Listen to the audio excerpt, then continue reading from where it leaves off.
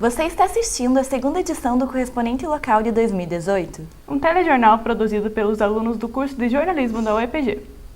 Eu sou Enaira Scheinberger. E eu sou Rafaela Martins. O outono começou no dia 20 de março e o Correspondente Local conferiu as previsões para a estação que antecede o inverno. Veja na matéria de Ana Flávia Arana e Milena Lopata. O outono começou nesta terça, dia 20, e segundo o Centro de Previsão de Tempo e Estudos Climáticos, CPTEC, a estação não sairá da normalidade dos outros anos, trazendo temperaturas mínimas de 12 a 18 graus e as máximas de 18 a 28 graus, na região sul e sudeste do país. Para explicar como será o clima de 2018, o professor de climatologia da UEPG, Gilson Campos Ferreira da Cruz, descreveu as características do clima da cidade. Então, Ponta Grossa é uma cidade de clima subtropical, né, onde não existe, não está definida uma estação seca para este clima. Nós temos uma queda de precipitação no inverno, então ele é um clima em que reduzem as precipitações no inverno, principalmente até no mês de agosto. E ocorre um aumento das precipitações que vai ter o máximo no verão, em janeiro principalmente, e às vezes em fevereiro. Nos últimos dias, o clima de Ponta Grossa teve temperaturas elevadas e muitas pancadas de chuva, e essas mudanças não passaram despercebidas pela população. O clima mudou um pouco tanto, agora esse ano está muito abafado, né? É um calor bem diferente, apesar que no ano passado também fez um calorão, né? O clima mais quente não passa de uma sensação, pois, como explicou o professor Gilson Ferreira, essas características são comuns do clima da cidade. Para reforçar essa informação, o professor fez uma retrospectiva do clima de Ponta Grossa em 2017. Então, o ano passado nós tivemos um ano em que o clima na região ficou muito próximo da média, em algumas estações um pouco a mais ou um pouco a menos da média, e uma antecipação do calor do verão que aconteceu dentro da própria primavera. Então a primavera foi um pouco, as temperaturas estiveram um pouco acima do normal, mas na sequência o ano finalizou com o verão em condições normais. E o correspondente alerta: o outono é uma estação com variações rápidas no clima, por isso a população pontagrossense não deve sair despreparada. Se você acordar de manhã e estiver sol, não tire o casaco da bolsa, pois a probabilidade de você pegar uma frente fria à tarde é grande. Segundo o CPTEC, só será possível prever se o inverno será rigoroso a um mês da estação. O mestrado em jornalismo da UEPG promoveu na última quinta-feira, dia 22 de março, a palestra O Golpe de 2016 e o Futuro da Democracia no Brasil, do professor e cientista político Luiz Felipe Miguel, da UNB. Confira na reportagem. Com foco na questão democrática, a palestra tratou dos principais conflitos e impasses que atravessam o sistema político brasileiro e apontou perspectivas para o futuro. A atividade aconteceu no grande auditório do campus central da UEPG e foi aberta a toda a comunidade. O mestrado em jornalismo da UEPG, com o apoio da Agência de Jornalismo, é responsável pela organização. A professora Karina Jans, coordenadora do mestrado em jornalismo, explica a importância deste debate na universidade. Por que o mestrado resolveu trazer esse tema para o evento de hoje? Bom, primeiro que a gente precisa estar atento a debates que acontecem também em nível nacional.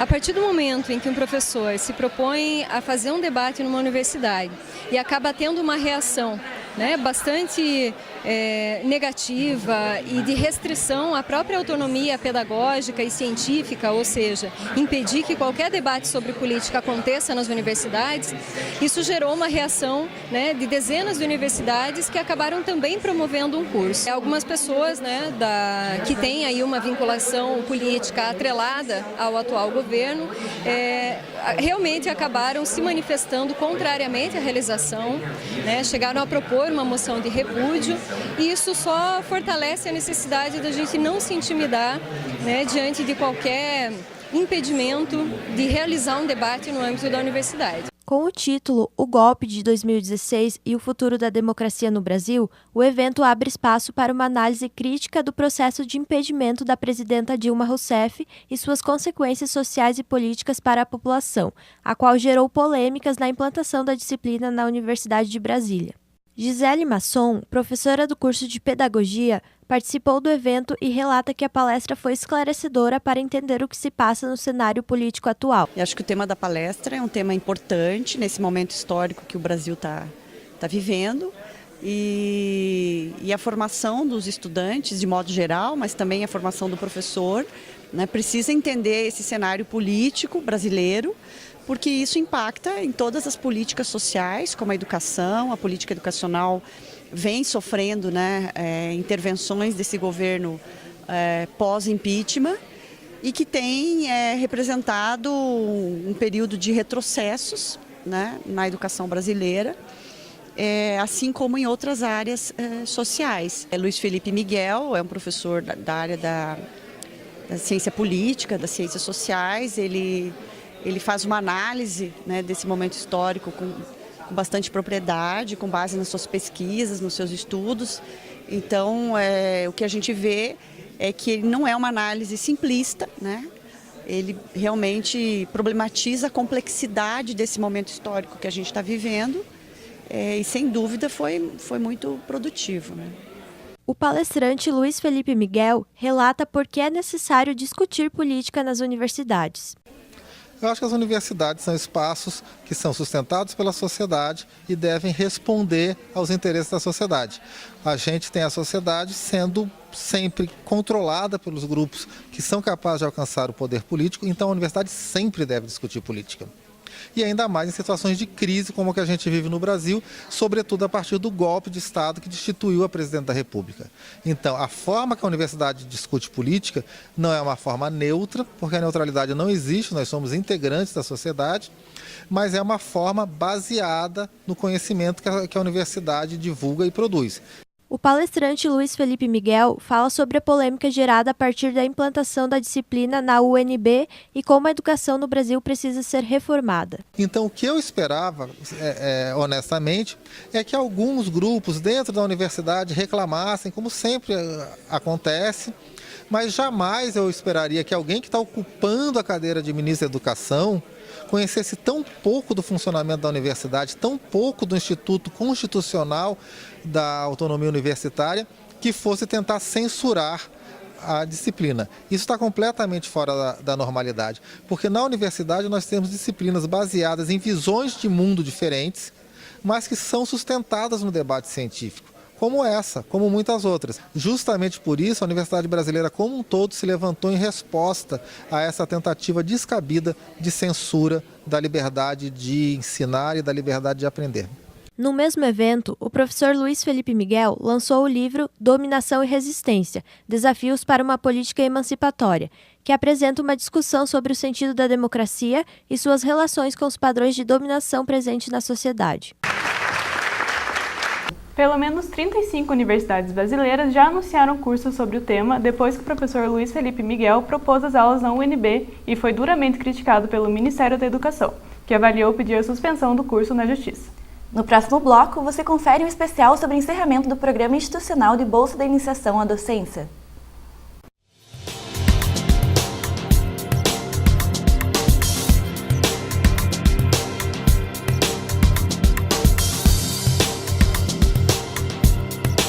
O PIBID está fora de funcionamento em todo o país desde fevereiro deste ano. Entenda como será o futuro do programa, a partir do novo edital na reportagem especial de Ana Lopes e Pedro Andrade. O PIBID, Programa Institucional de Bolsas de Iniciação à Docência, surgiu na UEPG no ano de 2010. O programa, que oferece bolsas para que os alunos dos cursos de licenciatura se dediquem ao estágio nas escolas públicas, sofreu uma série de cortes a partir do seu último edital, publicado em 2014. No ano seguinte, as 298 instituições participantes iniciaram um movimento em defesa do programa. No ano de 2015, nós recebemos um comunicado da CAPES com uma restrição orçamentária e cortes haveria, né? A partir de 2015, a gente começa a fazer todo um movimento, né, em defesa do programa, para que isso não ocorresse, porque impactaria decisivamente tanto nas licenciaturas quanto nas escolas com o trabalho que está sendo desenvolvido. A estudante do terceiro ano de Ciências Biológicas, Fernanda Fleck, participou do PIBID por 2 anos, até o seu encerramento, e conta como ele contribuiu em sua formação acadêmica. Ele proporcionou para mim que eu visse a realidade, que eu visse os diversos alunos que tem na sala de aula, Eu aprendi várias coisas também, como fazer plano de aula, planejamento de saída de campo. Aprendi também a realizar várias oficinas de diversos temas. No dia 28 de fevereiro deste ano, as atividades do programa foram encerradas temporariamente. Em março, a CAPES, Coordenação de Aperfeiçoamento de Pessoal de Nível Superior, publicou um novo edital com orientações. Mínimo de 24 alunos para início de um projeto, que antes se iniciava com 5, corte total de verba de custeio para atividades, instituições privadas também poderão participar do programa, participação restrita a alunos de primeiro e segundos anos, professores com mais de 96 meses de projeto não poderão mais participar. O edital traz ainda novos critérios de seleção para definir as universidades e números de bolsas ofertados. Esse edital ele traz uma novidade em relação aos editais anteriores. Existe a proposta institucional e o projeto institucional. A proposta institucional, no primeiro momento, é a questão quantitativa. Quantos subprojetos, quantos núcleos, quantos municípios ou locais, porque um dos critérios é a ampliação territorial da oferta do PIBID, quer dizer, em mais polos, em mais lugares, e isso vai ser um dos critérios para classificação da instituição, né? Com isso, as instituições que são multicamp têm uma certa facilidade, porque pode ter o mesmo curso de licenciatura ofertado em 2, 3 campos. Não é a questão da UEPG, a UEPG não é uma instituição multicamp. Para os alunos de terceiro e quarto ano, um novo programa foi anunciado, o Residência Pedagógica. Com a retificação do edital e suas exigências, o programa apresentou fragilidade e demonstrou precisar de alterações, principalmente por não priorizar professores que já trabalham com estágio. Por exemplo, eu sou professor de estágio de biologia. Aí eu tenho X alunos, tenho os meus alunos, que justificam, que estão lá na minha política docente. Aí tá, um professor que não é de estágio, ele vai pegar o residência pedagógica, a professora vai pegar, ela não é de estágio, mas ela quer concorrer à residência pedagógica, ela pode. Como que fica o estágio? Se a residência pedagógica vai valer como estágio supervisionado, como que eu fico perante a política docente? Porque aí a outra professora, que não é professora de estágio, ela assume a residência. E os meus alunos, não são os meus, porque tem que ter 24 alunos por residência. Ela vai ter que ter 24 alunos do estágio. Uma questão que é central e que está posta no documento é que qualquer pessoa, qualquer professor poderia atuar na residência pedagógica, né? A gente entende que, evidentemente, todos os professores que atuam no curso de formação de professores formam professores, mas a especificidade do trabalho pedagógico na escola exigiria uma formação mais específica na área de ensino e um comprometimento. Então, a gente acredita, por exemplo, que essa é uma reformulação que a UEPG deveria fazer, de dar mais prioridade, por exemplo, para os professores da área de ensino e de estágio na assunção dessa função de residência pedagógica. O edital também não é claro quanto aos valores de bolsas disponibilizados aos alunos e coordenadores. No edital, né, o retificado, esses valores não aparecem, aparecem cotas que serão destinadas para as universidades conforme o número de inscritos. Essas cotas elas serão semelhantes às do PIBID, são iguais às do PIBID, né, para coordenador, para os supervisores de núcleo, para os preceptores e para os residentes. Só muda de nome, né? E aí é esse o diferencial. Mas na página da CAPES, esses valores para os bolsistas da residência, eles estão discriminados. No site, não no edital, em forma de uma notícia. Eles estão discriminados, mas em edital a gente não tem esses valores. Devido às exigências e limitações do edital, existe ainda a possibilidade do UEPG não entrar no programa Residência Pedagógica ou de algumas licenciaturas optarem pela não entrada. Se vamos supor que o curso resolva não participar, os alunos do curso vão perder, né? O curso como um todo vai perder. Então, é uma questão a ser pensada bem a sério. E se a UEPG não participar, outras privadas vão participar, né? E a gente pensa justamente, não tem como não entrar em um edital desse, né? E por isso que eu ouvi os professores. O que eu senti dos professores? Muitos já com uma definição já pré-formada, mas eles falaram por si, eles não podem falar por si. A reunião que discutiu os editais do PIBID, do Residência Pedagógica, aconteceu no dia 15 de março e reuniu professores de todas as licenciaturas do UEPG. Durante as próximas semanas, as reuniões deverão acontecer nos colegiados dos cursos e, posteriormente, será marcada uma nova reunião geral. No próximo bloco, a saída do Caramuru da Superliga do Vôlei de 2018. E também a liderança do Operário na fase da divisão de acesso do Campeonato Paranaense.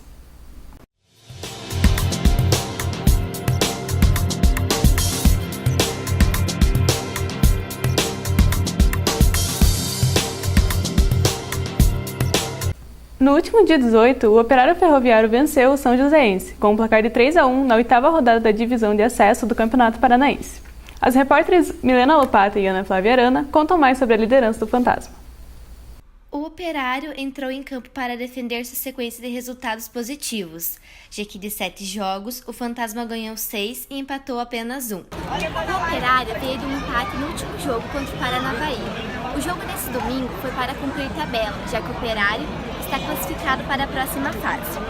Mesmo assim, o Fantasma não deu chance para o Independente São Joséense e venceu a partida por 3-1. O time do Operário começou tímido, mas teve várias finalizações até que, aos 10 minutos, o volante Índio abriu o placar para o Fantasma. No segundo tempo, o Fantasma voltou com tudo e fez o segundo com o meia Dione, aos 11 minutos. Mas, aos 17 minutos, o time do Independente descontou com o jogador Lucy. Quem também deixou sua marca foi o atacante Lucas Batatinha, que converteu um pênalti aos 34 minutos do segundo tempo. Na coletiva de imprensa após o jogo, o presidente do grupo gestor do Operário, Álvaro Góes, falou que está buscando novos jogadores para reforçar alguns setores da equipe. Com toda certeza estamos atrás, não tem dúvida. A gente sabe que nós precisamos de mais um goleiro, né? Precisamos ter um terceiro goleiro, precisamos mais um centroavante. Mas quem tem que decidir isso é a comissão técnica e o Garcia. O público presente no jogo foi de 2.426 pessoas, totalizando uma renda de R$ 47 mil para o Operário. O próximo jogo do Fantasma é nesse domingo, dia 25, contra o time da Associação Atlética Batel.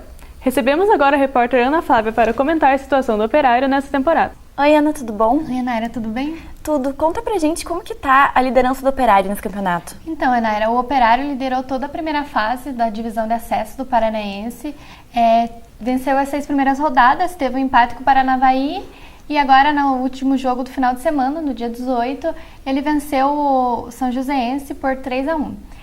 O Operário ele se isolou com essa vitória muito na liderança do Paranaense. Ele ficou com 22 pontos, 6 pontos na frente do segundo colocado do Paranavaí. E o que levou a essa vantagem do Operário? Então, a base do time do ano passado foi mantida, o que ajudou bastante, porque o time já estava todo entrosado, então isso ajudou bastante. Mas mesmo com essa boa fase do Operário, a diretoria do Operário ainda está buscando novos reforços. O presidente do grupo gestor do Operário, o Álvaro Góes, na entrevista coletiva após o jogo contra o Independente, ele comentou que estão buscando bastante peças para compor o time, já que os jogos do Paranaense vão ficar muito próximos com o do campeonato com o campeonato da Série C do Brasileirão. Então, eles precisam de um elenco bastante forte. E como estão as categorias de base? Então, Enaira, na última terça-feira, dia 20, a diretoria do Operário anunciou que a CCR Rodonorte é a nova patrocinadora oficial das categorias de base. E junto com esse anúncio, o Operário também apresentou o projeto que foi criado através da Lei de Incentivo ao Esporte, que é um desenvolvimento das categorias de base, onde eles vão proporcionar, o time do Operário vai proporcionar toda uma estrutura para jovens que queiram seguir nessa carreira. Então, aqui só para finalizar, lembrando que ano passado o Operário também teve a melhor campanha da primeira fase da divisão de acesso do Paranaense, mas foi eliminado logo em seguida na segunda fase. Então, o Operário tem que deixar esse fantasma de lado. Muito obrigada, Ana. Obrigada, Naira. Acompanhe a desclassificação do time de vôlei de Ponta Grossa, Caramuru, da Superliga de 2018. O correspondente mostra quais são os planos do time com o final da temporada. O Caramuru se despediu da primeira fase da Superliga CIMED após perder 2 jogos na rodada. Na primeira partida, perdeu por 3-1 para o Minas Tênis Clube. No segundo jogo, perdeu por 3-0 para o Montes Claros. Com o fim da temporada na 10ª colocação, o Caramuru garantiu sua classificação para a Superliga em 2019. Os atletas e membros da comissão técnica tiveram os contratos encerrados e voltam para casa. Segundo o grupo gestor, As definições para mais uma temporada na Superliga devem acontecer nos próximos dias. Só a partir de então, o planejamento deve ser voltado para a busca de jogadores e renovação de contratos. Apesar do Caramuru não ter se classificado esse ano, a sua vaga para a Superliga do ano que vem está garantida. Chegamos ao fim desta edição do Correspondente Local. Para mais informações, acesse o portal periódico.jor.br. Até a próxima!